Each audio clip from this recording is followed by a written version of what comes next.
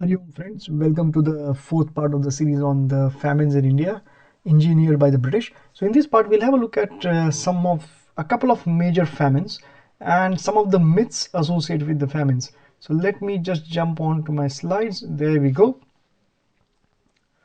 So this is a map of India from the 1870s, 1880s.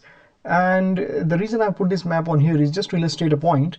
So the example I'm going to give is of the terrible famine of 1876-79, which was spread out across nearly the whole of southern, western and northern India. So in terms of present day Indian states, you can consider Tamil Nadu, Maharashtra, Andhra Pradesh, Rajasthan, Uttar Pradesh, Karnataka, Haryana and Madhya Pradesh. So it was a pan-Indian famine, and the most realistic estimate of the deaths is nearly 10 million. So massive number. And the famines were not the end of the story, because what used to happen was, after the famines, people, those who survived, their immune systems were very badly hammered because of a lack of food, proper nutrition, medicines, and they were finished off by outbreaks of cholera. So the cholera, or the disease outbreaks which used to follow these famines, used to sweep off another few million from India. And in this famine, the 1876-79 one, the worst area affected was by far South India, particularly Tamil Nadu, Karnataka, Andhra Pradesh, and parts of Maharashtra, formerly what used to be known as Madras Presidency and Bombay Presidency, even after independence for some time. Okay, let's have a look at the next slide. So this is a graph I made many years back for my article, which I'll link in the description box. And this shows that there's a persistent myth propagated by the British when they were ruling, and kind of carried on by the historians, that there used to be a shortage of food and the British were trying to alleviate it and they were trying to help people. And one of the reasons for extending railway lines across India, using Indians' money, of course, was that in the next famine we could move food grains quickly from one place to another and save millions. But that never happened. So during the famine of 1876-79, so rice and wheat exports continued more or less as usual. So if you look at the graph, and I've kind of highlighted it, so in the periods 1876-79, when 10 million people died, rice exports and wheat exports kind of shot up. So there's a record, and a record 3 lakh tons of wheat were exported in 1877-78. So you can see there's no shortage.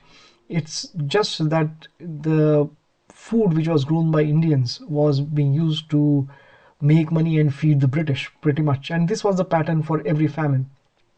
So we'll meet an interesting character, one of the viceroys, who was the viceroy during this terrible time. And Mike Davis, who's written an excellent book called Late Victorian Holocausts. So he passed away, I think, a few years back. He has termed these as the late Victorian Holocausts, because the Queen of England at that point was Victoria, and these in popular culture, this period is known as the Victorian Age. So even if you look at some buildings from that era, from mid 1800s to early 1900s, they are called as Victorian buildings and so on. So we have got Butcher Lytton, or I called him Asura. So all these viceroys who ruled India were demons or Asuras, because they have so much blood on their hands. I'm not sure how many births they need to take to wipe, kind of reset their karma. Anyway, so Lord Lytton, or the Butcher, now he did not give a damn about the dying farmers, and he in fact went out of his way to block any kind of help that Indians were trying to provide to starving Indians. So they had this notion that you shouldn't really help people who were in need of help. Those people had to work to earn their help, pretty much.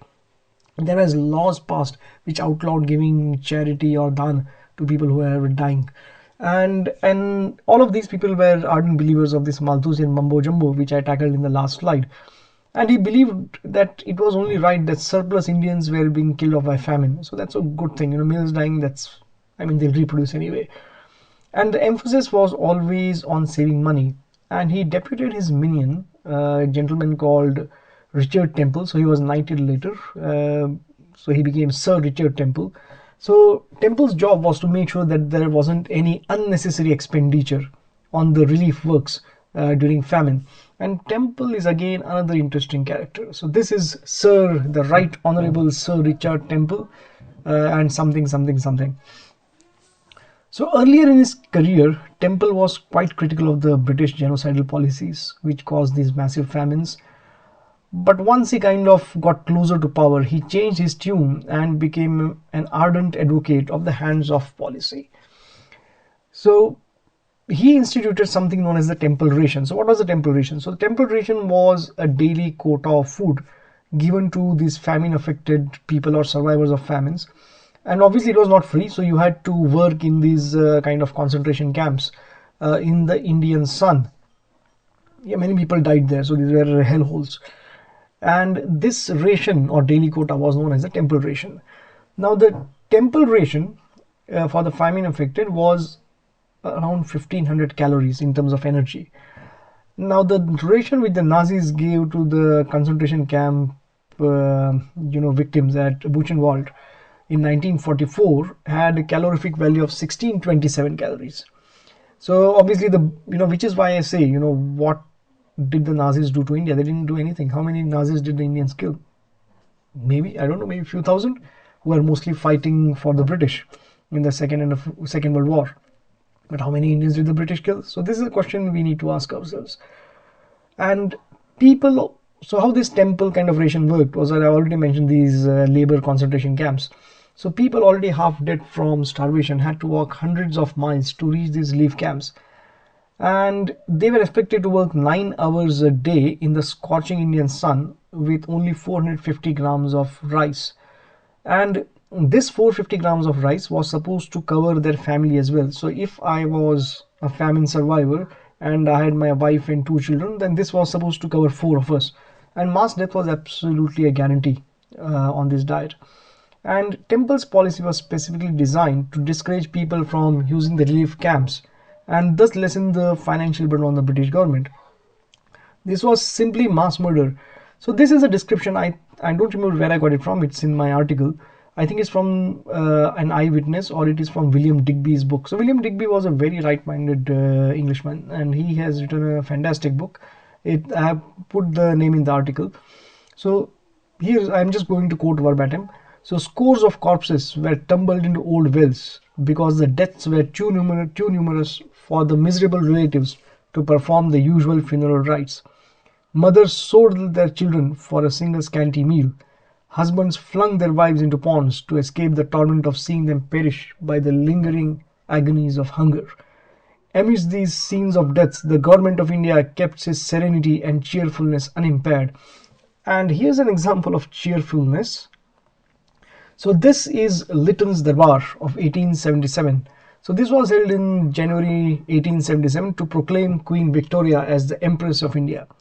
And this was a scene which was repeated by almost every viceroy or governor general.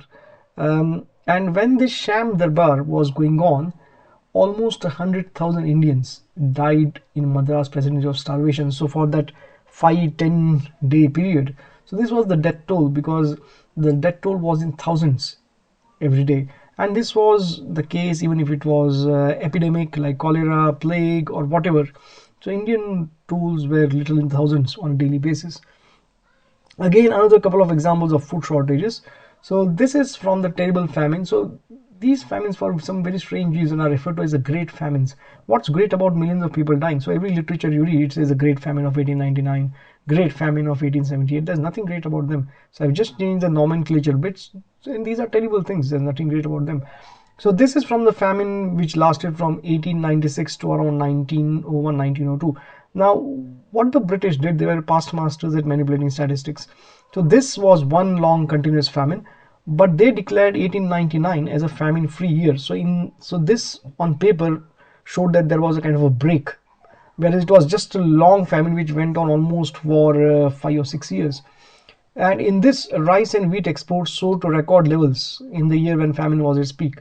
So the most conservative estimates of Indians who died in this famine is around 8.4 million, while the more realistic estimate goes up to 19 million. So massive repopulation. The typical life expectancy in British India was between 20 to 24 years. Typically it was less than 20, but when the British left in 1947, our expectancy was around 24. So you had a very short, painful, brutal life in British India. And this is what I call the scorpion's sting. So this was just before the British left India, and this was the famine of 1942-43 in Bengal, where roughly, and again this is an estimate, 3 million Indians died. And here you can see we have got exports and exports going on till right the famine happened, and then suddenly you have got a deficit because they simply didn't import any shortage. We were never short of food, and they kept exporting and exporting even while people were dying. So that's where you get this deficit. And that's it for this time. So in the next set of slides, we'll have a look at the pauperization of the Indian farmer, how the Indian farmer was bled of every penny. And this was one of the main reasons for the destruction of soil fertility, millions and millions of acres being barren, made infertile, farmers not ready to farm them, and the formation of micro, these less than 1 acre plots, which are not economically sustainable. So friends, if you have liked this video, please do remember to like, share and subscribe, and I will see you next time. Hari Om.